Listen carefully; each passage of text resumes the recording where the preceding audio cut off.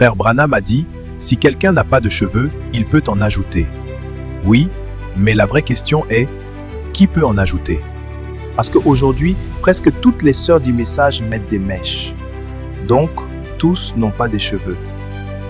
Et dans nos cultes, dans nos églises, on constate aujourd'hui que près de 95% des fidèles portent des mèches, contre à peine 5% qui n'en portent pas. Alors poursuivons. Celle qui devrait ajouter des cheveux, c'est celle qui en manque réellement. Dans ce cas précis, on peut dire qu'elle n'a pas de cheveux. Une maman qui a tout perdu sur sa tête, pour donner une bonne apparence, peut ajouter. C'est pas mauvais. Ajouter quoi? Une perruque ou un postiche. Mais ça ne doit pas ressembler au monde. Chez la femme noire, quand on parle de cheveux longs, il s'agit de cheveux qui arrivent jusqu'aux épaules. Voilà ce que l'on appelle des cheveux longs. Ce que vous voyez aujourd'hui, ces longueurs excessives, ce n'est pas une référence naturelle, c'est une influence du monde. Mes sœurs, c'est Dieu qui a fait comme ça. On ne peut jamais changer cela.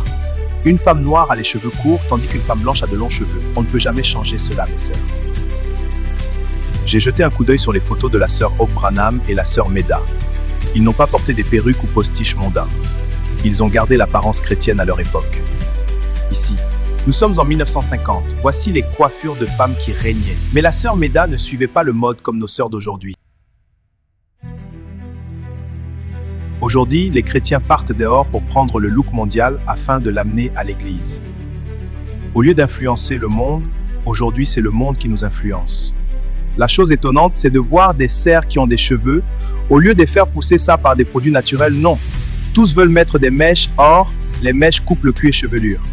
Chers pasteurs, chers frères et sœurs en Christ, nous sommes en train de perdre les valeurs du message pour laisser place au style mondain.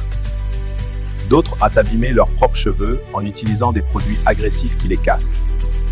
Aujourd'hui, leurs cheveux sont endommagés et elles se retrouvent contraintes de porter perruques. Si nous acceptons que toutes les sœurs, même les plus jeunes, continuent à porter des mèches, nous aurons une génération entière qui n'aura jamais connu les cheveux naturels. À l'origine, les mèches et les cheveux artificiels étaient une solution de secours, destinée à ceux qui avaient perdu leurs cheveux, tout comme une prothèse dentaire pour quelqu'un qui a perdu une dent. Aujourd'hui, même ceux qui ont des cheveux naturels choisissent de les remplacer par des cheveux artificiels. Résultat, les mèches sont devenues omniprésentes dans la tête de toutes les sœurs, vieilles, mères, filles et enfants. Une sœur qui ne met pas des mèches n'est pas belle. Les mèches ou les vrais cheveux sont devenus des véritables drogues pour les sœurs. Si tu veux qu'une sœur puisse t'insulter ou quitter l'église, touche à ces mèches, là elle te fera pas cadeau. Alors revenons à notre question essentielle. Qui peut ajouter des mèches? Celle qui peut ajouter des mèches, c'est celle qui n'a pas de cheveux, tout comme celle qui met une dent artificielle, c'est celle qui a perdu une dent. Mais celle qui a déjà des cheveux, que cherche-t-elle encore en ajoutant des mèches? Dieu ne lui a-t-il pas déjà donné ce qu'il fallait? Ma sœur, écoute ceci. Quand tu as déjà des cheveux et que tu choisis d'en ajouter d'autres, n'est-ce pas d'une certaine manière remettre en question ce que Dieu t'a donné? Seigneur, ce que tu m'as donné ne me suffit pas, j'aurais préféré autre chose.